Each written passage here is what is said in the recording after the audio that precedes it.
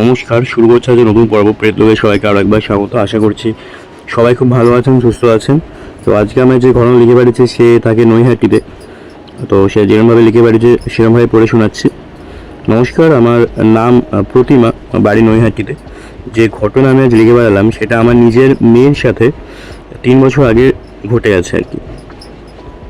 তো যেই সময় ঘটনা বলছি, 3 বছর আগেকার সময়, সেই সময় আমার মেয়ে ক্লাস 10-এ পড়তো আর কি, প্রি বোর্ড দেবে আর কি। আর আমার বাড়িতে তো ওই সময় মেম্বার ছিল আমি, আমার হাজবেন্ড, আমার মেয়ে, আমার ছেলে, আমার মেয়ের থেকে 2 বছরের ছোট আর কি, আর হচ্ছে আমার শাশুড়ি আর আমার দেওর। এই কজনের পরিবার। এবার বিষয়টা হচ্ছে যে আমার যে হাজবেন্ড, তারা 2 ভাই। এবার হাজবেন্ডের যে বাবা, মানে আমার শ্বশুর মশাই, তারা 3 ভাই। এবার শ্বশুর মশাইয়ের যে বাবা, তারাও কিন্তু 2 ভাই, মানে বংশে কোনো মেয়ে নেই। তো সেজন্য আর আমার শাশুড়ির মতে এটা ছিল যে বংশে মেয়ে না জন্মালে, 3 পুরুষ ধরে যদি বংশে মেয়ে না জন্মায়, সেটা নাকি খুব বাজে লক্ষণ আর কি। তো আমার শাশুড়ি মা অনেক পুজো দিয়েছিল আর কি, যাতে আমার মেয়ে হয়, প্রথম মেয়ে বা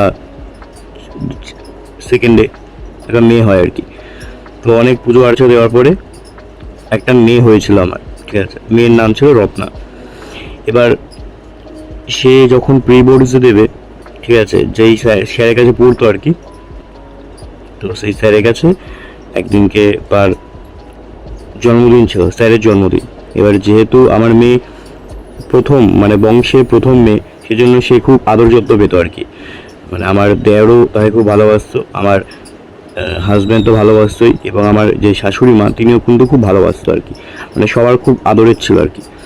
তো যেদিনকে স্যারের বার্থডে ছিল, সেদিনকে ওরা সবাই মিলে, মানে মেয়ে যেখানে পড়ে, যে টিউশনের স্যারের কাছে, তারা সবাই মিলে প্ল্যান করেছিল স্যারের জন্য একটা কেক কিনবে, তারপর গিয়ে কেক কাটা হবে। এবং স্যার আগের থেকেই বলে রেখেছিল যে সেদিনকে তারা রাতের ডিনারটা তার স্যারের বাড়িতেই করবে। তো সেই জন্য স্যার, মানে আমার মেয়ে আমাকে আর আমার হাজব্যান্ডকে বলে দিয়েছিল যে বাড়ি ফিরতে তার রাত হবে। এবার স্যারের বাড়ি যে জায়গাটা, সেই জায়গাটা কিন্তু খুবই অন্ধকার।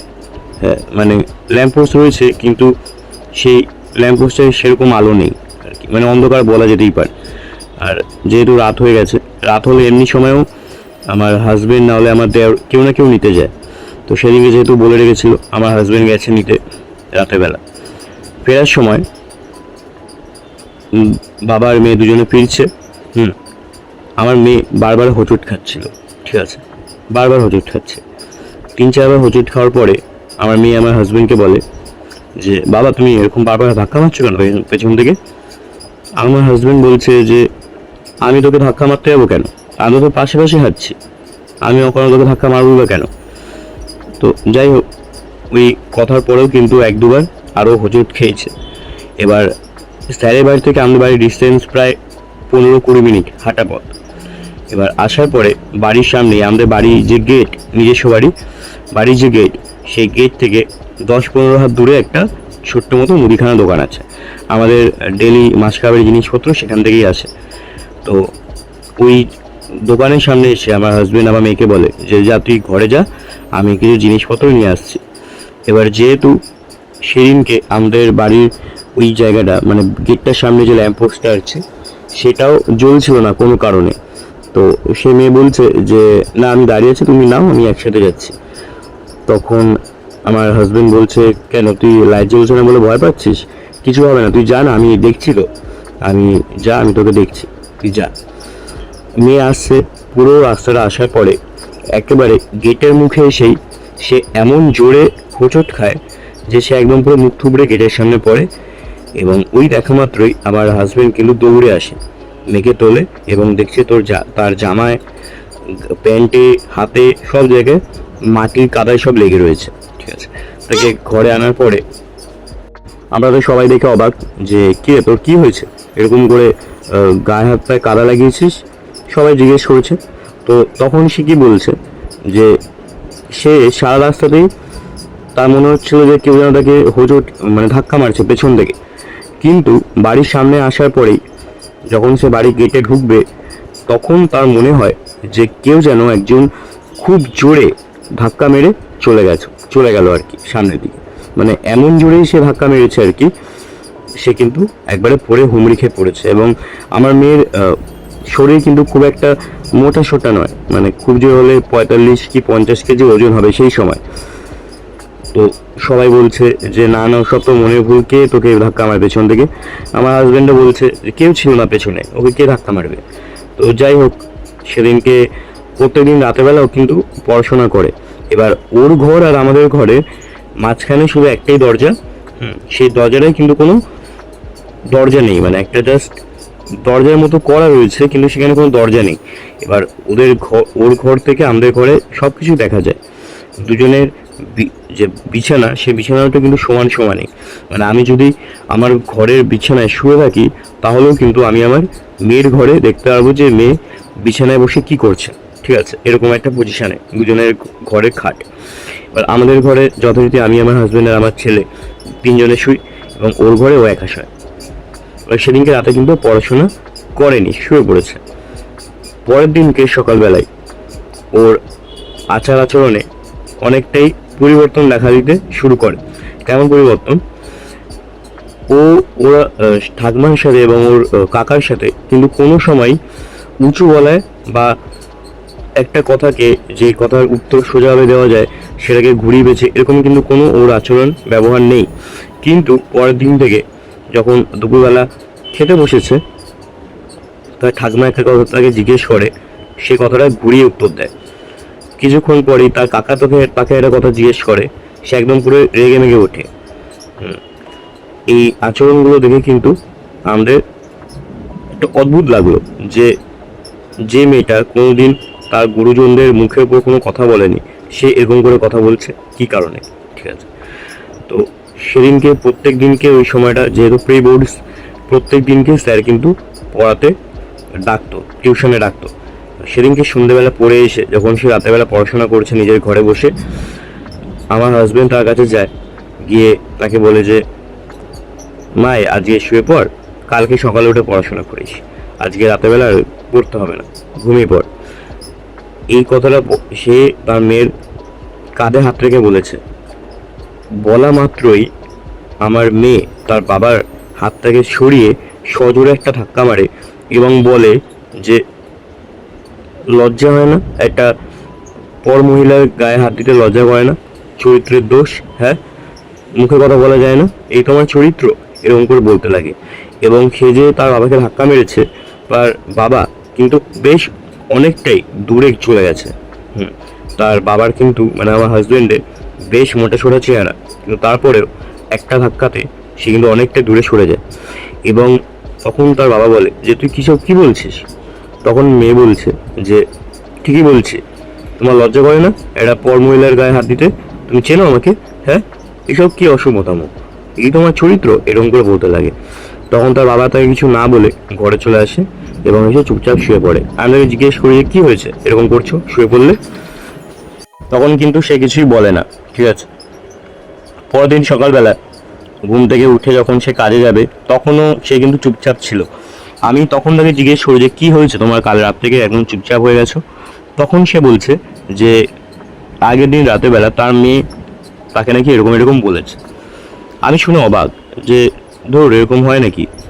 তখন সে, আমার হাজবেন্ড বলছে যে বিশ্বাস করো, আমি একটা কথা বানিয়ে বলছি না, আমার মেয়ে আমাকে এরকম এরকম বললো যখন আমি তার কাঁধে হাত রেখে আমি বললাম যে আজকে রাতে পড়াশোনা করতে হবে না, ঘুমিয়ে পড়। আমি শুনে অবাক, ঠিক আছে। তারপরে ওই দিনের, মানে ওই সময় আর কি 2-3 দিনের মধ্যে আমার এক ননদের মেয়ের অন্নপ্রাশন ছিল আর কি। তো সেজন্য আগের থেকেই বলে রেখেছিল যে আমার মেয়ে আর আমার ছেলে যে সেই অন্নপ্রাশনে যাওয়ার জন্যে, ভাই বোনের অন্নপ্রাশনে যাওয়ার জন্যে তাদের নতুন জামা প্যান্ট কিনে দিতে হবে। তো সেজন্য আমরা ঠিক করি সেদিনকেই যাবো, কারণ ছুটির দিন ছিল। তখন আমার মেয়ে বলছে যে তার নাকি একটা কালো রঙের সালোয়ার কামিজ লাগবে, যেটা আমি শুনে অবাক, কারণ আমার মেয়ের কালো রং খুবই অপছন্দের। কারণ সে, তার মনে হয় যে কালো রংটা একটা অশুভ রং এবং কোনো অনুষ্ঠানে তো একদমই পরা উচিত নয়, মানে সে কালো রং দেখতেই পারে না। সে কিনা বলছে যে একটা কালো রঙের সালোয়ার কামিজ কিনবে। এই কথাটা শুনে আমি খুবই অবাক হয়ে যাই এবং তাকে জিজ্ঞেস করি যে তুই কালো রঙের কিনবি, তুই তো কালো রং তোর একদমই পছন্দের নয়। তখন আমাকে সে বলছে, তোমাকে যেটা বললাম তুমি সেটা করো না, তুমি এত বাড়তি কথা কেন বলো, এরকম।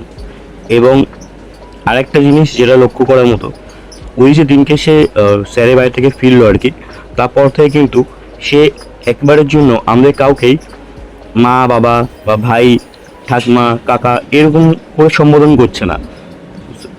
মানে সে সব সময় এরকম না, মানে সম্বোধন না করেই কথা বলছে আর কি। এই জিনিসটা আমি লক্ষ্য করছিলাম আর কি। তো সেদিনকে রাতেরবেলা আমরা সব জিনিসপত্র কিনে আনি, এবং তারপরে আমার মানে আমার শাশুড়ি এবং দেওর দুজনেই দেখলো যে কালো রঙের জিনিস কিনেছে। এই দেখে কিন্তু তারাও বেশ অবাক, তারাও বলছে কি তুই কালো রঙের কিনেছিস, তোর কালো রঙ পছন্দ নয়, তারপর তুই একটা অন্নপ্রাশনে যাবি। তখন সে বলছে, তোমরা কেন এত বাড়তি কথা বলো, আমার পছন্দ আমি পরবো, তোমরা এত কথা বলতে কে বলেছে, তোমাদের কে বলেছে কালো রং অশুভ, কালো রং পরা যায় না, আমার কালো রং পছন্দের রং, এরকম করে সে বলছে। ঠিক আছে, আমরা সবাই শুনে অবাক। এবার সেদিনকে রাতের বেলা আমার মেয়ে নিজের ঘরে পড়াশোনা করছে, তো আমরা শুয়ে পড়েছিলাম আর কি। তো মাঝরাতে যখন আমার ঘুম ভাঙে, আমি দেখছি আমার মেয়ের ঘরে কিন্তু লাইট বন্ধ। ঠিক আছে, এবার ও কিন্তু লাইট বন্ধ করে শোয় না, একটা ঘরে 0 পাওয়ার লাইট আছে, সেটা জ্বালিয়ে সবসময় ঘুমায়। তো আমি দেখছি ঘর পুরো অন্ধকার। তো আমি ভাবলাম কী হলো ব্যাপারটা, আমি একবার উঠলাম, দেখলাম সে কি ঘুমাচ্ছে কিনা। উঠে যখন আমি তার ঘরে যাই, আমার মেয়ের ঘরে গিয়ে দেখছি আমার মেয়ের ঘরে মেয়ে নেই, পুরো ঘর খালি। আমি তখন গেলাম আমার শাশুড়ি মায়ের ঘরে, সেখানে গিয়েও কিন্তু শাশুড়ি মায়ের ঘরে তাকে দেখতে পেলাম না। গেলাম তারপরে দেওরের ঘরে, সেখানেও সে নেই, পুরো ঘরে সে কিন্তু কোথাও নেই, বাথরুমেও নেই। আমি তখন আর কোথায় যাব, এই ভেবে আমি গেলাম ছাদে। আমি দেখছি ছাদের দরজাটা খোলা, কিন্তু লাইটটা কিন্তু চলছে না। আমি ছাদে ঢোকা মাত্রই আমি যেটা দেখলাম যে ছাদের একবারেই একটা কোণায় সে বসে রয়েছে, এবং অন্ধকারের মধ্যে সে এমন করেই বসে রয়েছে যে দেখলে যে কেউ ভয় পেয়ে যাবে। ঠিক আছে, তো আমি তার কাছে আলোটা জ্বালিয়ে, মানে ছাদের যে লাইট সেটা জ্বালিয়ে তার কাছে গেলাম, এবং আমি দেখলাম আমার মেয়ে কোণার মধ্যে জুবুথুবু হয়ে বসে রয়েছে। হ্যাঁ, দুটো হাঁটুকে এক করে, এবং 2 হাঁটুর মাঝখানে তার মাথাটাকে গুজে দিয়েছে, এবং বারবার সামনে আর পেছনে দোল খাচ্ছে। আর তার চুলগুলো একদম পুরো সামনের দিকে ঝোলানো। ঠিক আছে, তো আমি তাকে বললাম যে কিরে তুই এখানে কি করছিস স্বপ্না। সে কিন্তু কোনো সারা শব্দ দেয় না, সে বারবার সামনে আর পেছনে দৌড়াদৌড়ি করছে। আমার কিন্তু ভীষণই একটা নেগেটিভ একটা জিনিস লাগছিল, এবং আমার ভয়ও লাগছিল। সেজন্য আমি ওর সামনে না গিয়ে দূর থেকেই কথা বলছিলাম। তো আমি অনেকক্ষণ প্রায় 5-7 মিনিট তাকে ডাকার পরেও সে যখন কোনো সারা শব্দ দিল না, আমি গেলাম নিচে, আমার হাজব্যান্ডকে ডেকে নিয়ে এসে যখন তাকে দেখালাম, আমার হাজব্যান্ড ভয় না পেয়েই তার কাছে গিয়ে তার মানে কাঁধে হাত রেখে যখন তাকে ডাকলো, সে একবারে এক ঝটকায় তার বাবাকে দূরে ঠেলে ফেলে দিল। তারপরে সে বলছে চলে যাও এখান থেকে চলে যাও, আমাকে একা ছেড়ে দাও, চলে যাও এখান থেকে। সে কিন্তু একবারের জন্য মাথাটাকে তুলছে না, মাথাটাকে নামিয়েই বারবার দোল খাচ্ছে, আর এই কথাগুলো বলছে চলে যাও এখান থেকে, আমাকে একা ছেড়ে দাও। আমি আর আমার হাজব্যান্ড কিছু বুঝতে না পেরে সেখান থেকে চলে আসি। আমার হাজব্যান্ড বলে যে ছেড়ে দাও, হয়তো পড়াশোনার চাপে হয়েছে, কিছুক্ষণ পরে হয়তো ঠিক চলে আসবে। তো আমরা নিজেদের ঘরে আসি, শুয়ে পড়ি। আমার তো ঘুম আসছে না, আমি আমার মেয়ের ঘরের দিকে তাকিয়ে রয়েছি যে কখন সে আসবে আমি সেটা দেখার জন্যে। দেখলাম প্রায় 45 মিনিট 1 ঘন্টা পরে, মানে আমরা যখন নিচে নেমেছি তারও 45 থেকে 1 ঘন্টা পরে আমার মেয়ে ঘরে আসে, এবং এসে চুপচাপ শুয়ে পড়ে। পরের দিন সকালবেলা যখন আমি তার ঘরে গিয়ে তাকে ডাকি, তার গায়ে হাত দিই, দেখছি তার গায়ে মারাত্মক জ্বর, মানে গায়ে আমি হাত লাগিয়েছি আর হাতটা আমি সরিয়ে নিয়েছি, মানে ছ্যাকাত করে উঠেছে একটা। অনেক ওষুধপত্র, তারপরে জলপট্টি অনেক কিছু দেওয়ার পরে রাতের মধ্যে তার জ্বরটা কমে যায়। ঠিক আছে, সেদিনকে রাতের বেলাও সেম জিনিস, আমার রাতের বেলা ঘুম ভাঙে, দেখছি সে ঘরে নেই। ঠিক আছে, প্রথমে গেলাম ঠাকুমার ঘরে, গিয়ে দেখছি সেখানেও কিন্তু নেই। তারপরে সারা ঘরে কোথাও খুঁজে না পেয়ে আমি যখন আবার নিজের ঘরে ফিরে এলাম, সেদিনকে ছাদেও দেখেছিলাম, ছাদেও ছিল না। নিজের ঘরে ফিরে এলাম, আমি দেখছি সে নিজের ঘরে শুয়ে রয়েছে। আমি নিজের চোখে বিশ্বাস করতে পারছিলাম না, কারণ আমি হয়তো খুব জোর হলে 7-8 মিনিট কি 10 মিনিট আগেই দেখলাম যে ঘরে মেয়ে নেই। তাহলে সে এখন কি করে এলো আর কোথা থেকেই বা এলো? আর যদি আসেও বা আমার সামনে থেকে, মানে আমাকে আমার সামনে থেকেই আসতে হবে, তাই না? তা কি করে এলো আমি এই জিনিসটা বুঝতে পারছিলাম না। তো আমি নিজের ঘরে শুয়ে পড়লাম। অনেক প্রশ্ন আমার মাথায় ঘুরছিল, যার কোনো উত্তর কিন্তু আমার ছিল না। ঠিক আছে, পরদিনকে সকালবেলায় আমার ছেলে আমার কাছে এসে বলে কাঁদতে কাঁদতে যে তার দিদি নাকি তাকে মেরেছে। আমি বললাম, কেন রে? এটা হতে পারে? কারণ আমার মেয়ের আমার ভাইকে প্রচণ্ড পরিমাণে ভালোবাসে। ভাই বলতে সে অজ্ঞান। সে নাকি তার ভাইকে মেরেছে। কি কারণে?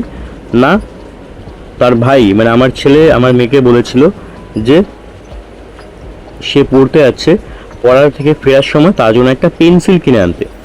এই কথা বলার পরে সে মেয়ে নাকি বলেছে না আমি পারবো না। তখন আমার ছেলে তার কাছে জোর জোর জবরদস্তি করে আর কি, মানে বায়না করে। তখন সে এমন জোরে একটা চড় মারে তার ভাইকে, তার গালে, ডান গালে পুরো লাল হয়ে গেছিল আর কি।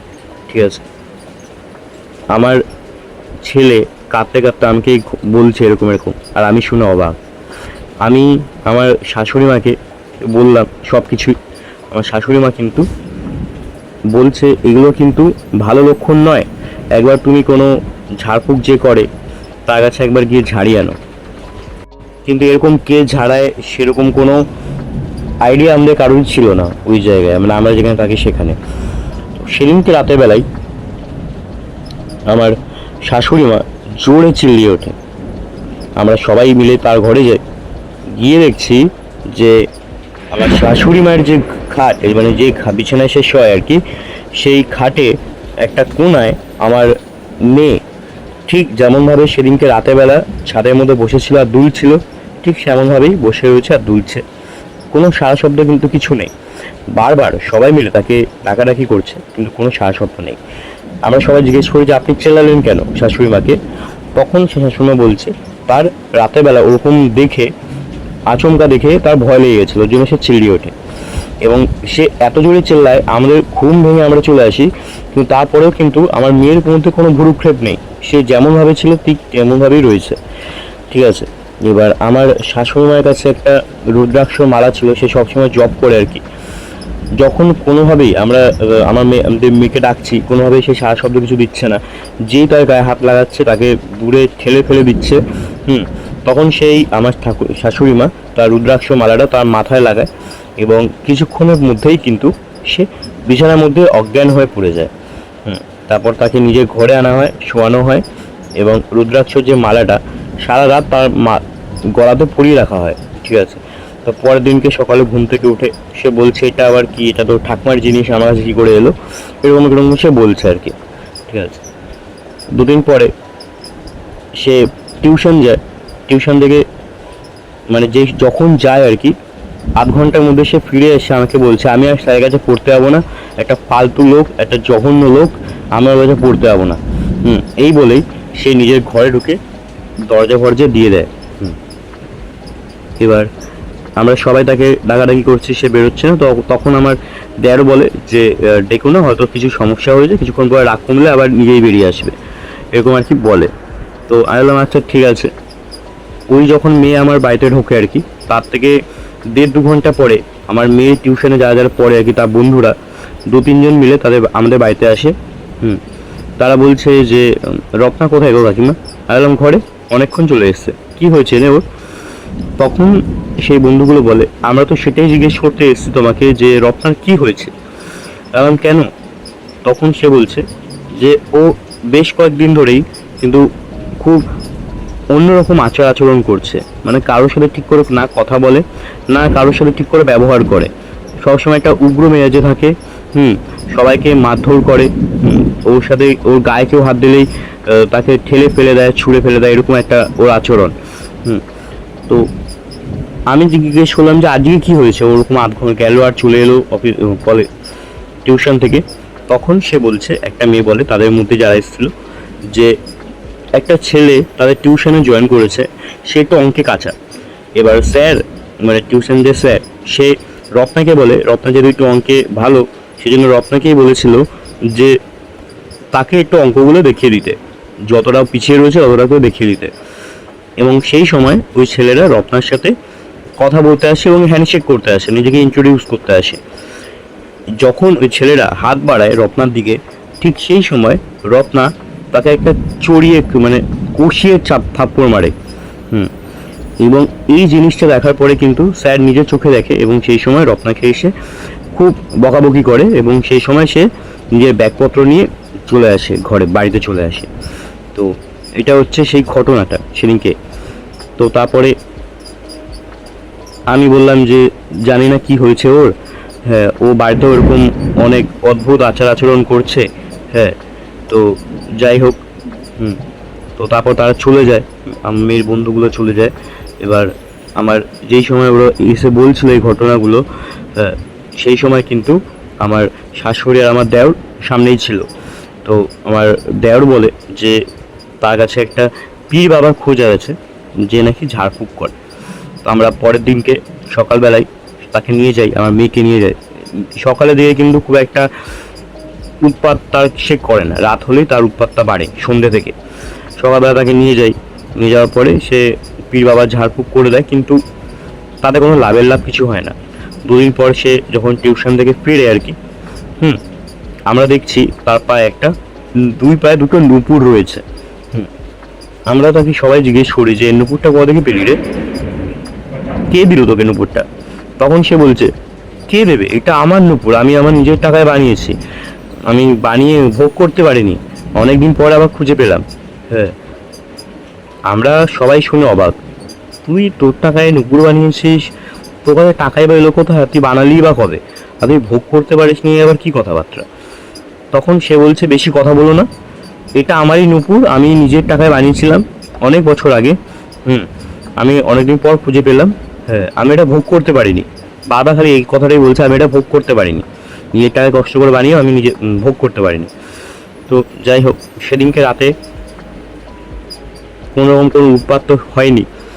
এবার পরের দিনকেই কিন্তু একটা তান্ত্রিক, আমার দেওর তান্ত্রিককে তার বাড়িতে নিয়ে আসে, আমাদের বাড়িতে নিয়ে আসে। এবং আসার পরে সে দেখেই বলছে যে বাড়ির হাওয়া কিন্তু ভালো নয়। আমরা বলছি কেন, কি সমস্যা? এবার যখন সে তান্ত্রিক আমার মেয়ের ঘরে ঢোকে, তান্ত্রিককে দেখা মাত্রই কিন্তু আমার মেয়ে একদম পুরো দূরে সরে যায় এবং বলে, বেরো বেরো বেরো এখান থেকে, বাড়ি থেকে বেরো, তোর কে ঢুকতে দিল বাড়িতে? হ্যাঁ, বেরো এখান থেকে, বেরিয়ে যা বেরিয়ে যা বেরিয়ে যা, এরকম করে সে বলছে। তান্ত্রিক বলছে, বেরোনোর জন্য তো আমি আসিনি রে, আমি তো এসছি তোকে নিয়ে যাবো বলে। আমরা সবাই না অবাক যে তান্ত্রিকটা কি বলছে, আর আমার মেয়ে বা এরকম কেন করছে একটা তান্ত্রিককে দেখে। তখন আমার তান্ত্রিক, ওই যে তান্ত্রিকটা আমার মেয়ের কাছে যায় এবং গিয়ে তার মাথায় হাত রাখে, কিছু মন্ত্র বলে মনে মনে। তারপর কিন্তু সে একদম পুরো শান্ত হয়ে যায়, তার বশে চলে আসে। কিছুক্ষণ পরে যখন সে অনেক কিছু মন্ত্র উচ্চারণ করে মেয়েকে সামনে রেখে, মেয়ে কিন্তু একদম পুরো নিস্তেজ হয়ে অজ্ঞান হয়ে যায়। এবং তারপর তান্ত্রিকটা বলে যে আর কোনো ভয় নেই, ও ঠিক হয়ে গেছে, কিছুক্ষণ পরে হয়তো ঘুম ভাঙবে, তারপরে আর কোনো সমস্যা হবে না। তো তারপরে আমরা জিজ্ঞেস করলাম যে কেন, কি হয়েছিল ওর মধ্যে? তখন সে বলছে যে যেদিনকে ওর স্যারের বাড়ি খাওয়া দাওয়া ছিল আর কি, স্যারের জন্মদিন, সেদিনকে ও বাড়ি থেকে মানে ফেরার সময়, ওদের বাড়ি স্যারের বাড়ি থেকে ফেরার সময় রাস্তায় একটা লেবু লঙ্কা পড়েছিল, যেটা অন্য কারুর মানে বশীকরণ করার পরে যে লেবু লঙ্কা যে ব্যবহার করা হয় সেগুলো রাস্তায় পড়েছিল এবং সেটা সে পাড়িয়ে ফেলেছিল। এবং পাড়ানোর ফলে সেই যে লেবু লঙ্কার মধ্যে যে আত্মাটা রয়েছে বা কিছু ছিল আর কি অশরীরী, সেটা কিন্তু ওর সাথে সেদিনকে চলে আসে বাড়িতে। এবং যেহেতু একটা সতেজ প্রাণ, কম বয়স, সেজন্য সে তার মেয়ের মধ্যে চলে আসে এবং মেয়েকে ছাড়ছিল না। এইটা হচ্ছে আসল ঘটনা যে কেন তোর মেয়ে এরকম আচরণ করছিল। তো তারপরে সে তান্ত্রিক একটা মাদুলি পরিয়ে দিয়ে যায় এবং বলে যে 4খানা অমাবস্যার পরে 5 অমাবস্যার দিনকে এই মাদুলিটা খুলে তোদের যে বাড়ির জমি সেই জমির মধ্যে পুঁতে দিবি। আর ওপর দিয়ে যেখানে পুঁতবি তার ওপর দিয়ে একটু গঙ্গা জল ছিটিয়ে দিবি, ব্যাস, আর কিছুই না। তো ওই দিনকে পর থেকে কিন্তু আর কোনো ঝামেলা অশান্তি কিছু হয়নি। আমার মেয়ে একেবারে সুস্থ হয়েছিল আগেকার মতো। আর তারপরে একটা যে ঘটনা, হাস্যকর ঘটনা যেটা বলা যেতে পারে, সে তার যে সালোয়ার কামিজটা কালো রঙের কিনেছিল সেটা সে দেখে বলছে এটা কার। আমি বললাম যে এটা তোর, তুই কিনেছিলি বোনের অন্নপ্রাশনে পড়বি বলে। তখন বলছে আমি কালো রঙের কিনেছিলাম। তোমরা পাগল হয়ে গেছো, আমার কালো রঙ একদমই পছন্দ না। তোমরা বলছো আমি কালো রঙের সালোয়ার কামিজ কিনেছিলাম, তাও আবার একটা শুভ অনুষ্ঠানে যাওয়ার জন্যে। তখন আমরা তাকে সমস্ত ঘটনা বলি এবং সে শুনে অবাক। কারণ সে বলছে সে যেদিনকে ওই স্যারের ওরকম হলো আর কি, জন্মদিন বাগেরা, তো সেদিনকে বাড়ি ফেরার সময় যে হোঁচট খেয়েছে, তারপর থেকে, সেদিনকে রাতের পর থেকে কিন্তু তার কিছুই আর মনে নেই। তার সাথে কি হয়েছে কি হয়নি, কার সাথে কি ব্যবহার করেছে, কিচ্ছু তার মনে নেই। তো সে শুনে নিজের কাণ্ড শুনে অবাক হয়ে গেছিলো আর কি। তো এটাই ছিল আজকের ঘটনা। আশা করছি আপনাদের ভালো লাগবে। ভালো লাগলে লাইক, কমেন্ট, শেয়ার এবং সাবস্ক্রাইব করে দিন চ্যানেলকে। এবং আপনাদের জীবনে যদি ঘটে যায় এরকম কোনো ঘটনা, মেল করুন pretlob00@gmail.com ইমেলে। দেখা হচ্ছে পরে ভিডিও। আপনি ভালো থাকবেন, সুস্থ থাকবেন। ধন্যবাদ।